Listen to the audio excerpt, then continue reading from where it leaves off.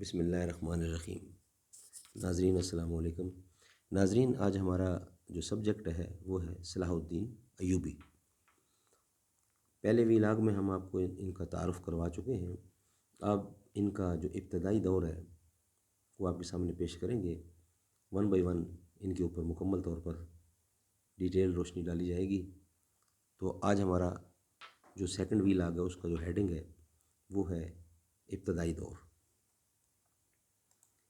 ناظرین، صلاح الدین ایوبی نسلاً کرد تھے اور 1138 میں کردستان کے علاقے تقریت میں پیدا ہوئے جو اب عراق میں شامل ہے۔ شروع میں وہ سلطان نور الدین زنگی کے یہاں ایک فوجی افسر تھے۔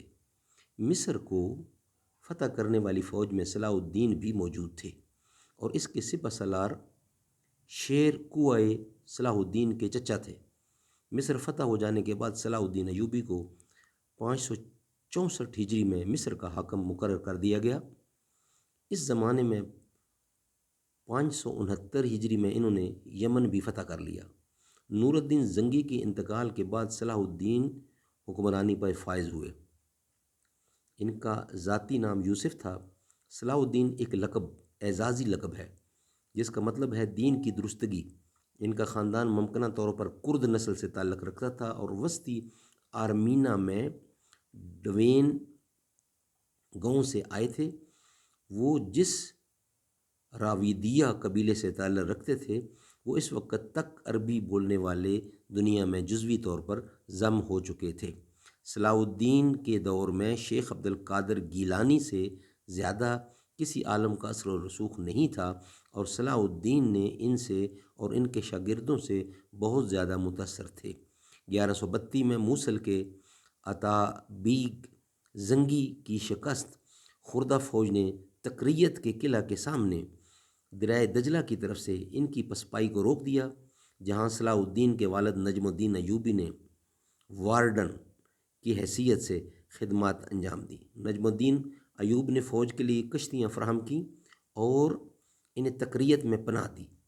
ایک سابق یونانی غلام مجاہد الدین بہروز، جسے سلجوقیوں کی خدمت کے لیے شمالی بین النہرین کا فوجی گورنر مقرر کیا گیا تھا، نے زنگی کو پناہ دی۔ پناہ دینے پر نجم الدین ایوبی کی سرزنش کی اور 1137 عیسوی میں ایوب کو تقریت سے جلا وطن کر دیا جب اس کے بھائی اسد الدین شیر کو نے بہروز کے ایک دوست کو قتل کر دیا۔ بہاؤالدین ابن شداد کے مطابق صلاح الدین کی پیدائش اسی رات ہوئی تھی جب اس کے خاندان نے تقریت چھوڑا تھا۔ 1139 عیسوی میں ایوب اور اس کا خاندان موصل منتقل ہو گئے، جہاں عماد الدین زنگی نے انہیں قبول کیا اور ایوب کو بالبیک میں اپنے قلعہ کا کمانڈر مقرر کیا۔ 1146 عیسوی میں زنگی کی موت کے بعد اس کا بیٹا نور الدین حلب کا حاکم اور زنگیوں کا رہنما بن گیا۔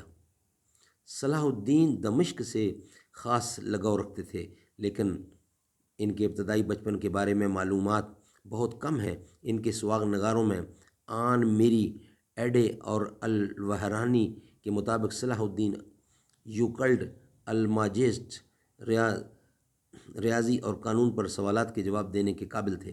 یہ علم قرآن اور علوم دین تھا جس نے انہیں اپنے ہم عصروں سے جوڑا۔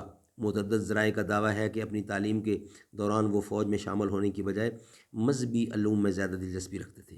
ایک اور عنصر جس نے مذہب میں ان کی دلچسپی کو متاثر کیا وہ یہ تھا کہ پہلی صلیبی جنگ کے دوران یروشلم کو عیسائیوں نے لے لیا تھا۔ اسلام کے علاوہ صلاح الدین کو عربوں کے نسب نامے، سوانح حیات اور تاریخ کے ساتھ ساتھ عرب گھوڑوں کے سلسلہ نسب کا بھی علم تھا۔ وہ کرد اور عربی بولتے تھے اور ترکی اور فارسی جانتے تھے۔ ناظرین، ان کے بارے میں پیدائشی جو ہے وہی ہے عربی میں یوسف بن نجم الدین ایوب ان کا نام تھا۔ اور ناظرین، ان کے بارے میں جو بہت ساری معلومات آپ کو اور بھی فراہم کرنا باقی ہے ان کی شخصیت کے بارے میں۔ یہ بہت اہم چیزیں ہیں، چونکہ ان کو مکس نہیں کیا جا سکتا، ایک ایک کر کے آپ کی خدمت میں پیش کریں گے۔ یہ آج کا دوسرا ویلاگ تھا، انشاءاللہ آہستہ آہستہ تمام ایپیسوڈ میں ان کے بارے میں آپ کی خدمت میں پیش کیا جائے گا۔ السلام علیکم ورحمۃ اللہ۔